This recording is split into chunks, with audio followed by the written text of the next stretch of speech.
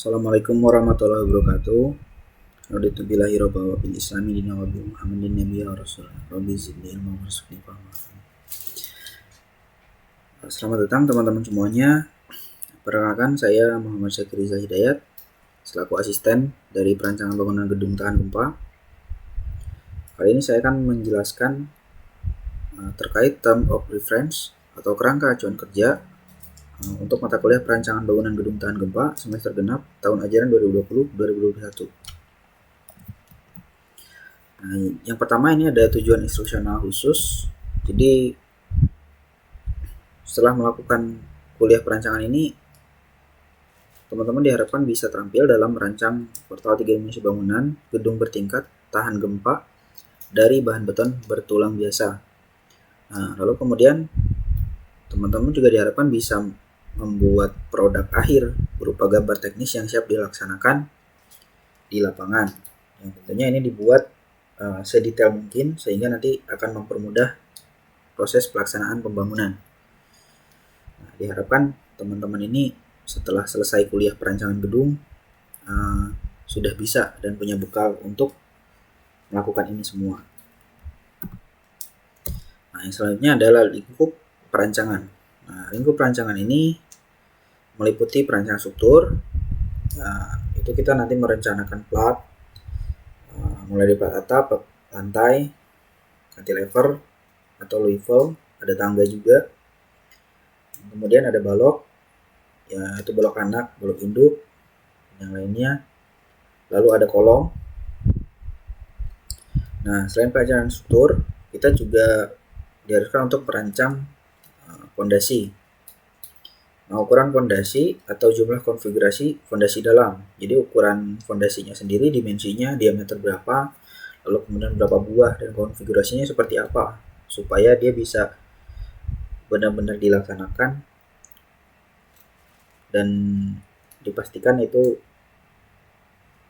benar-benar muat di denahnya. Lalu kemudian ada plat fondasi atau pile cap atau balok fondasinya jika ada.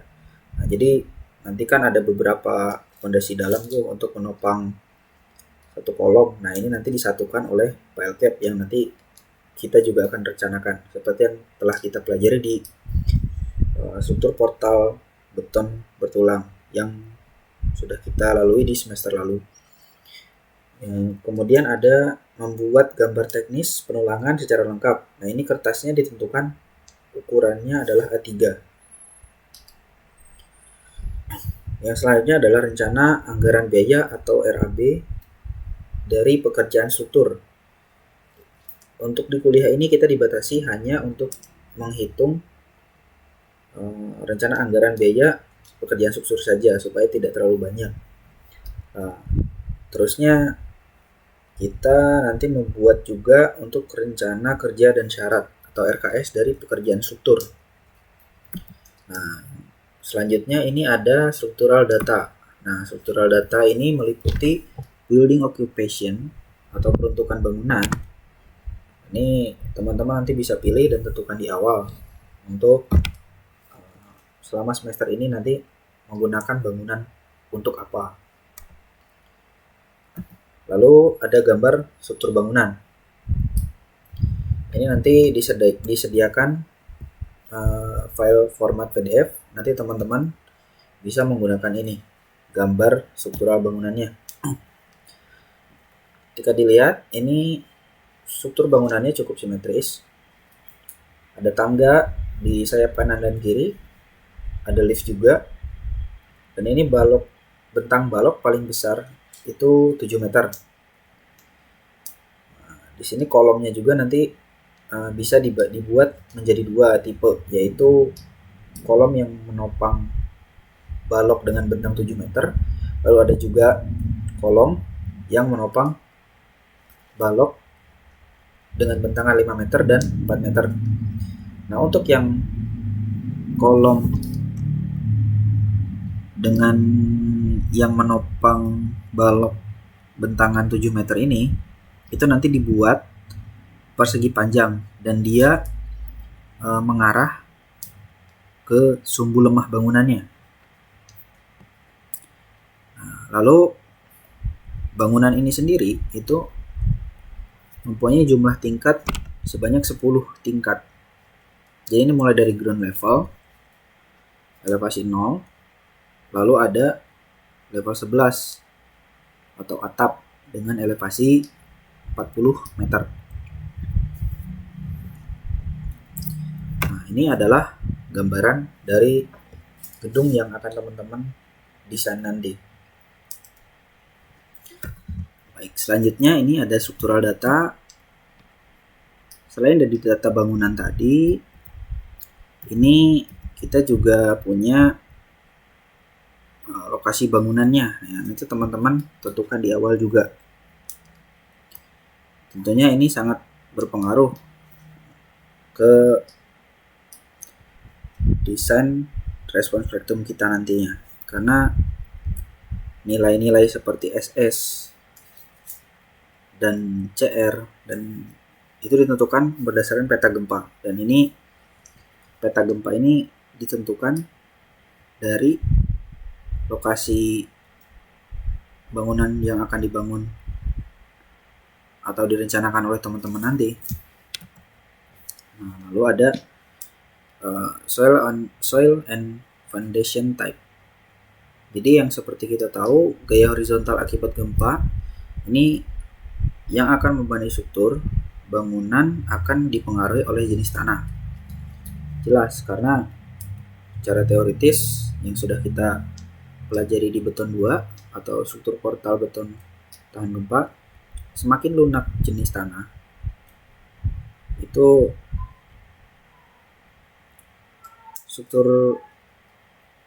respons struktur dari akibat gempa itu akan semakin besar, sehingga jenis tanah ini benar-benar sangat berpengaruh pada desain struktur yang akan kita buat nantinya. Nah, yang kedua ini ada jenis tanah yang dimaksud akan berpengaruh terhadap nilai-nilai pada respons spektrum. Nah, jenis tanah ini, dari mana kita bisa menentukan jenis tanah sedang, keras, ataupun lunak? Ya, ini kita bisa tahu itu dari hasil uji tanah, yaitu uji NSPT. Nah, yang nanti akan disediakan. Selanjutnya, loading system. Jadi loading system ini tentunya harus diketahui secara baik-baik. Jadi sistem pembenaran yang dimaksud ini ada dua. Yang pertama ada beban tetap, yang kedua ada beban sementara. Nah, beban tetap ini adalah beban gravitasi. Beban gravitasi sendiri itu tuh beban tetap terdiri atas beban mati dan beban hidup. Nah, beban mati sendiri itu merupakan berat dari elemen struktur sendiri dan elemen-elemen lain yang melekat pada struktur, yang sifatnya melekat atau nempel, seperti keramik, dinding, tapi bukan dinding partisi yang bisa dipindah-pindah, tapi dinding batako atau dinding bata merah yang sifatnya permanen, itu diperhitungkan masuk ke beban mati. Lalu juga ada beban hidup. Nah, beban hidup ini ditinjau berdasarkan ruangannya. Jika kita mengacu pada pedoman beban minimum 1727/2013. Lalu yang kedua ada beban sementara. Nah, beban sementara ini pada dasarnya itu durasinya singkat, tetapi intensitasnya besar. Nah, beban sementara ini umumnya berupa dua, yaitu akibat beban gempa bumi atau ada juga akibat tekanan angin. Nah, ini yang umum digunakan.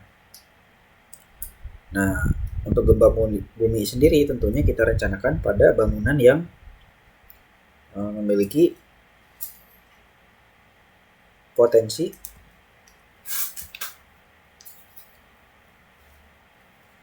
kerusakan akibat gempa bumi. Nah, sedangkan untuk yang akibat tekanan angin itu biasanya bangunan-bangunan dengan material yang ringan seperti kayu atau baja ringan atau mungkin baja yang dibangunnya itu dekat daerah yang tekanan anginnya tinggi, seperti pinggir pantai atau mungkin di daerah Australia.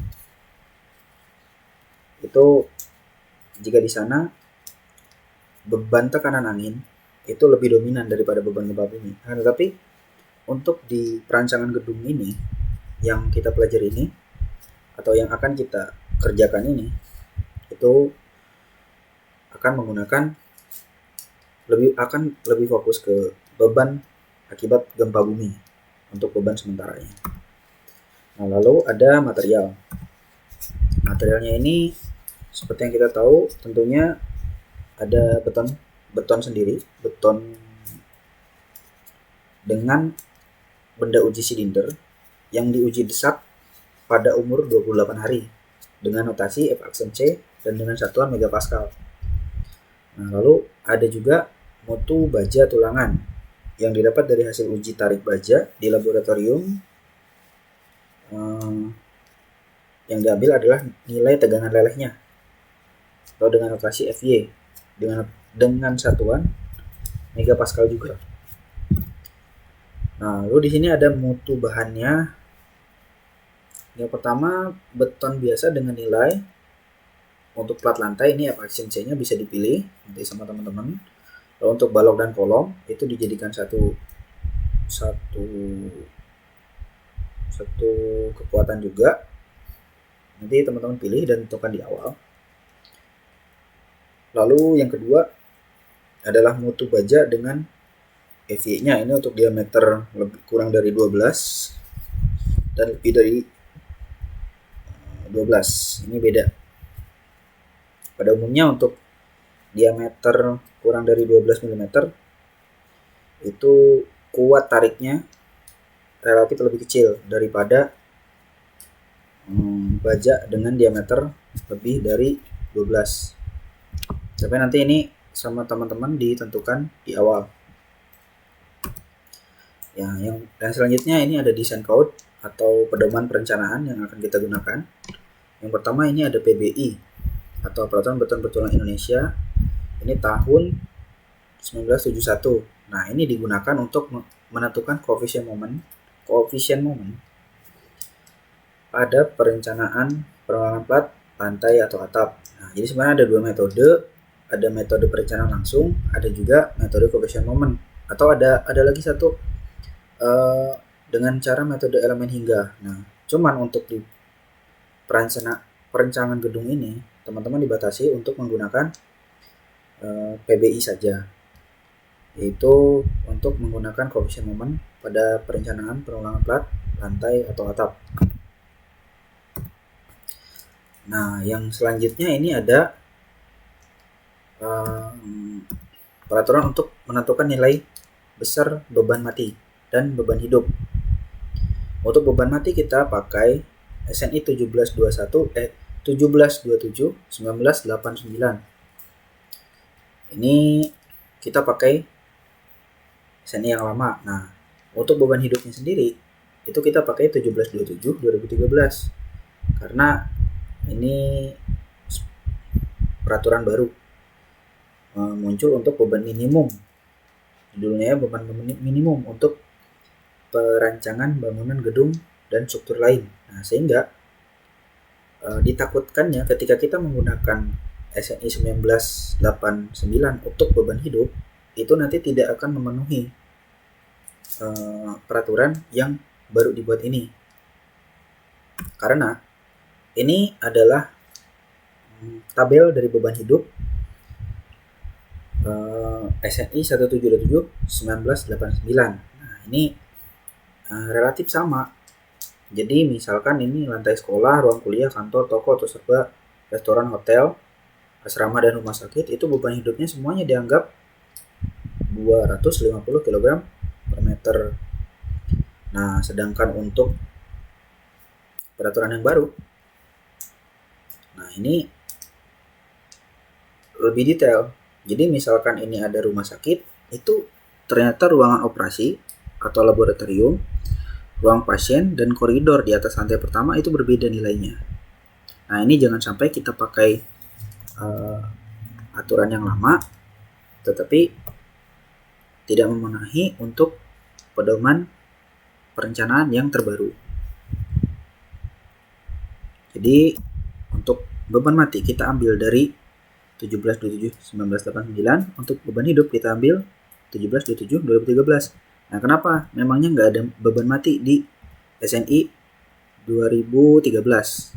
Jawabannya memang tidak ada rincian untuk beban mati di SNI 1727/2013. Nah, sehingga kita untuk beban mati itu mengambil dari SNI 1727/1989. Itulah alasannya kenapa kita masih memakai SNI 1727 yang 1989 walaupun kita merencanakan di tahun sekarang. Nah, yang selanjutnya ini ada peraturan penentuan besar beban. Nah, besar beban gempa terutamanya. Nah, jadi pedoman perencanaan ketahanan gempa SNI 1726/2012. Ini tata cara perencanaan ketahanan gempa untuk seluruh bangunan gedung dan gedung. Nah, jadi untuk perencanaan gempa nanti SNI-nya menggunakan 1726/2012. Ini akan kita pakai sampai desain selesai nanti. Kemudian ada peraturan untuk atau pedoman untuk desain dari beton bertulang sendiri, yaitu 2847/2013. Lalu ada juga pedoman untuk menghitung atau menganalisa harga satuan dari RAB struktural. Nah, karena kita cuma diminta untuk RAB struktural, sehingga SNI 7394 tahun 2008 ini sudah cukup. Nah, untuk waktu perancangan, ini waktu perancangan yang disediakan untuk menyelesaikan pekerjaan itu adalah 1 semester. Nah, akan tetapi harapannya teman-teman nanti jangan sampai di akhir dikejar, karena nanti repot. Belum juga persiapan dengan ujian. Jadi silahkan di manage waktunya sesuai dengan waktu masing-masing. Lalu kemudian alokasi waktu yang disediakan ini khusus untuk tatap mukanya ini ada 2x14. Jadi oleh dosen dan asisten 2x14 dengan sekali tatap mukanya itu adalah 4 SKS atau 50 menit kali 4. Nah, lalu tugas perancangan harus dikerjakan secara kelompok dengan membagi tugas beban masing-masing secara proporsional. Jadi jangan sampai ada yang kerjanya lebih berat, dibagi saja secara proporsional. Nah, lalu nanti teman-teman itu diminta untuk technical drawing-nya seperti yang tadi disebut di awal. Yang pertama ini hasil desain itu tentunya dituangkan dalam gambar teknis struktur yang tentunya siap dilaksanakan dan dibuat sedetail mungkin. Lalu ada gambar teknis struktur, ini harus mampu diintegrasikan dengan gambar arsitektur. Nah, yang selanjutnya ada gambar teknisnya itu adalah sebagai berikut. Nah, ini minimal gambar teman-teman ini memenuhi dari 12 ini. Yang pertama denah fondasi, detail penulangan fondasi, denah balok slope, dan seterusnya. Ini teman-teman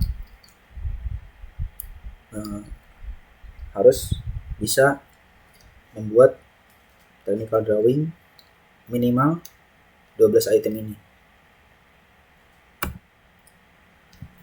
Baiklah, cukup sekian untuk penjelasan dari term of reference atau kerangka acuan kerja untuk mata kuliah perancangan gedung semester genap tahun ajaran 2020-2021. Sekian, terima kasih. Wassalamualaikum warahmatullahi wabarakatuh.